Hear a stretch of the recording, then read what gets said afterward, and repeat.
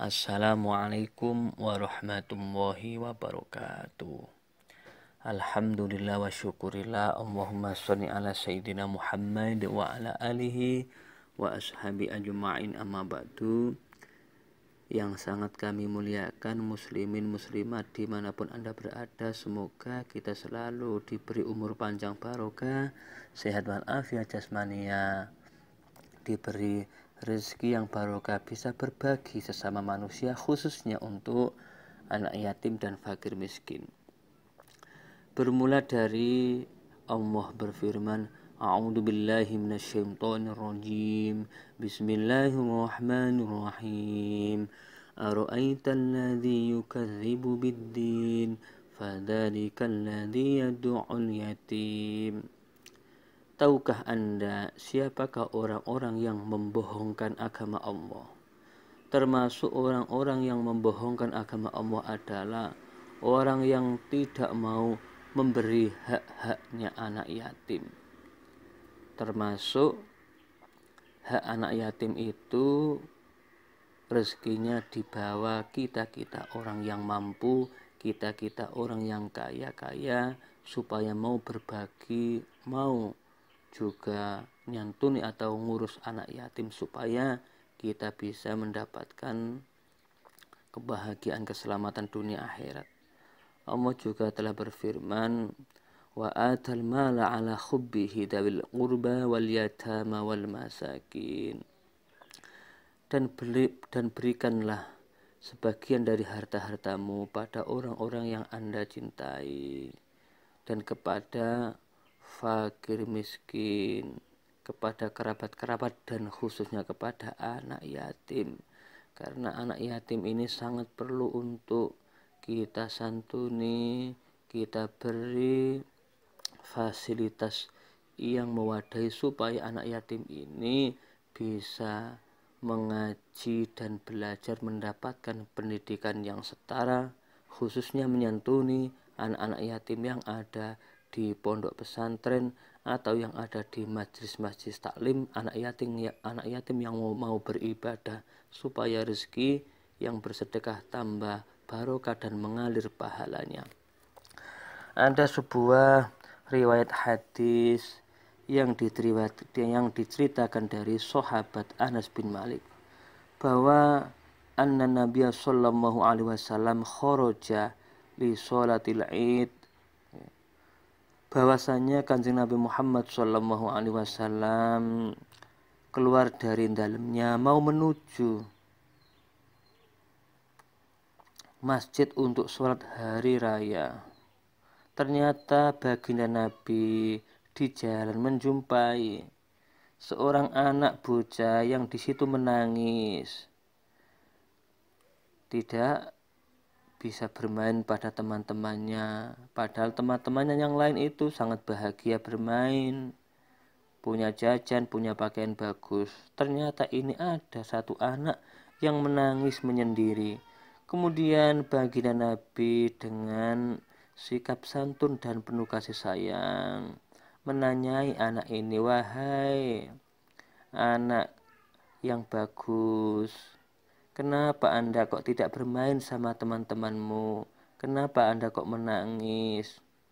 Kemudian si anak ini menjawab, anak yatim ini, saya ditinggal mati orang tuaku. Saya tidak bisa punya pakaian baik, tidak bisa beli makanan enak, saya tidak diajak bermain teman-temanku karena saya tidak punya apa-apa, juga tidak punya ayah. Kemudian Nabi dengan kasih sayangnya, wahai anak yang ganteng, apakah kamu mau bahwa aku ini menjadi ayahmu dan Siti Dewi Aisyah menjadi ibumu, ya, dan Anda juga menjadi anggota keluargaku. Kemudian anak itu sangat kaget, berarti Anda Rasulullah? Ya Rasulullah, saya sangat mau ya Rasul. Kemudian Nabi menggendong si anak yatim itu dengan penuh kasih sayang. Anak yatim itu dibawa pulang Nabi ke rumah, diberi baju baru, ya, dimandiin, diberi minyak yang wangi, diberi makan, dikasih jajan. Kemudian si yatim itu karena diberi fasilitas Nabi, diberi pakaian, diberi jajan, diberi makanan, maka anak yatim itu menjadi gembira. Anak yatim itu menjadi sangat mempunyai orang-orang yang sosok, orang-orang yang bisa membahagiakannya, perantara baginda Nabi Agung Muhammad Shallallahu Alaihi Wasallam. Gembiralah sang yatim ini. Maka dari itu dalam hadis sahih, karena sangat pentingnya merawat atau kita menyantuni, menanggung kebutuhan anak yatim, Nabi Agung Muhammad Shallallahu Alaihi Wasallam bersabda, ana wa kafil yatim fil jannati hakadha wa asyaru bisababati wal wusta wa farroja bainahuma. Hadis riwayat Imam Al-Bukhari. Nabi bersabda, aku dan orang-orang yang mau menanggung kebutuhan anak yatim nanti akan berada di surga, duduk berjajar bersamaku seperti 2 jari. Jadi orang-orang yang mau menyantuni, menanggung kebutuhan anak yatim nanti akan masuk surga bersamaku, kata Nabi, duduk berjejer di sampingku seperti 2 jari. Yang dimaksud kafil yatim ini adalah orang yang mau selalu rutin untuk mau mendonasikan, memberikan, berbagi harta bendanya untuk anak yatim. Dan juga kita sangat dianjurkan untuk selalu memberi kasih sayang kepada anak yatim ini. Di samping kita menyantuninya, juga kita memberi suatu suri tauladan yang baik. Mungkin di kanan kiri kita ada anak yatim yang tidak mau ngaji, disuruh ngaji beri uang, yang tidak mau sholat disuruh sholat diberi uang, diajak. Wabil khusus dianjurkan supaya anak yatim ini mau mondok di pondok pesantren. Di pondok pesantren manapun yang itu pondoknya jelas, anak yatim dipondokkan, dan siapapun orang-orang yang mau membiayai, selalu menanggung kebutuhan pendidikan makan anak yatim itu, maka insya Allah janji baginda Nabi akan masuk surga bersama Nabi. Termasuk pesantren kami, pondok pesantren Mambaul Ulum, juga siapapun anak yatim yang membutuhkan pendidikan setara, bisa dari ahli Quran, bisa juga ilmu agama yang lainnya.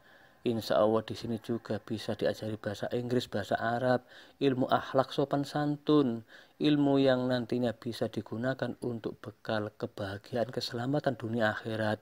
Rajin ibadah, rajin sholat, berbuat baik, juga insya Allah akan membawa keberkahan dunia akhirat.